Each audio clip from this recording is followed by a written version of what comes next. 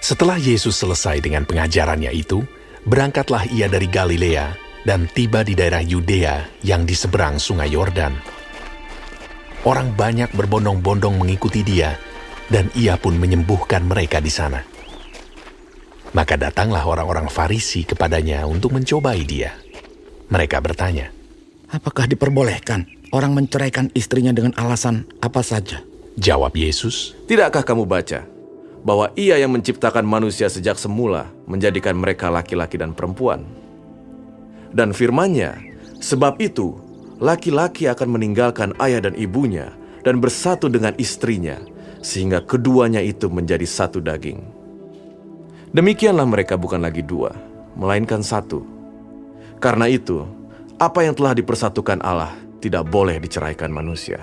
kata mereka kepadanya, Jika demikian, apakah sebabnya Musa memerintahkan untuk memberikan surat cerai jika orang menceraikan istrinya?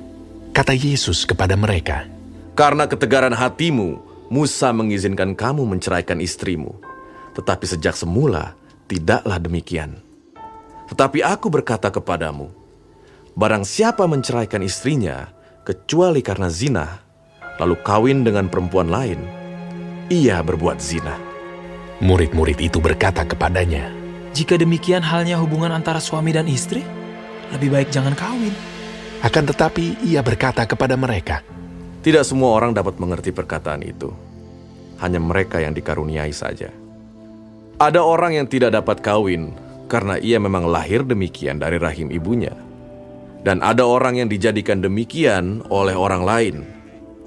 Dan ada orang yang membuat dirinya demikian karena kemauannya sendiri oleh karena kerajaan surga. Siapa yang dapat mengerti, hendaklah ia mengerti.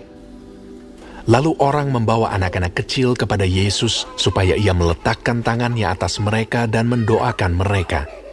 Akan tetapi murid-muridnya memarahi orang-orang itu. Tetapi Yesus berkata, Biarkanlah anak-anak itu. Janganlah menghalang-halangi mereka datang kepadaku. Sebab orang-orang yang seperti itulah yang empunya kerajaan surga. lalu ia meletakkan tangannya atas mereka, dan kemudian ia berangkat dari situ.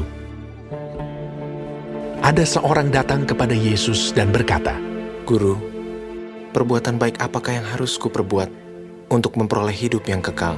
Jawab Yesus, Apakah sebabnya engkau bertanya kepadaku tentang apa yang baik?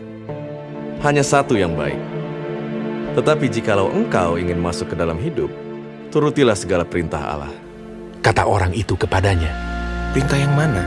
Kata Yesus, Jangan membunuh, jangan berzina, jangan mencuri, jangan mengucapkan saksi dusta. Hormatilah ayahmu dan ibumu, dan kasihilah sesamamu manusia seperti dirimu sendiri. kata orang muda itu kepadanya. Semuanya itu telah kuturuti. Apalagi yang masih kurang? Kata Yesus kepadanya, Jikalau engkau hendak sempurna, pergilah, jualah segala milikmu, dan berikanlah itu kepada orang-orang miskin. Maka engkau akan beroleh harta di surga. Kemudian datanglah kemari, dan ikutlah aku. ketika orang muda itu mendengar perkataan itu, pergilah ia dengan sedih, sebab banyak hartanya. Yesus berkata kepada murid-muridnya, Aku berkata kepadamu, sesungguhnya sukar sekali bagi seorang kaya untuk masuk ke dalam kerajaan surga.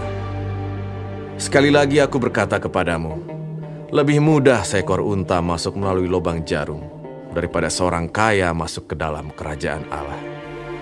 Ketika murid-murid mendengar itu, sangat gemparlah mereka dan berkata, Jika demikian, siapakah yang dapat diselamatkan?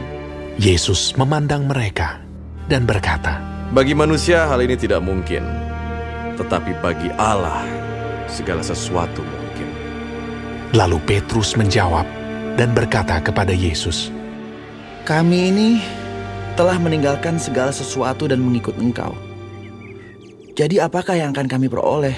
kata Yesus kepada mereka, Aku berkata kepadamu, sesungguhnya pada waktu penciptaan kembali, apabila anak manusia bersemayam di tahta kemuliaannya, kamu yang telah mengikut aku akan duduk juga di atas 12 tahta untuk menghakimi ke-12 suku Israel.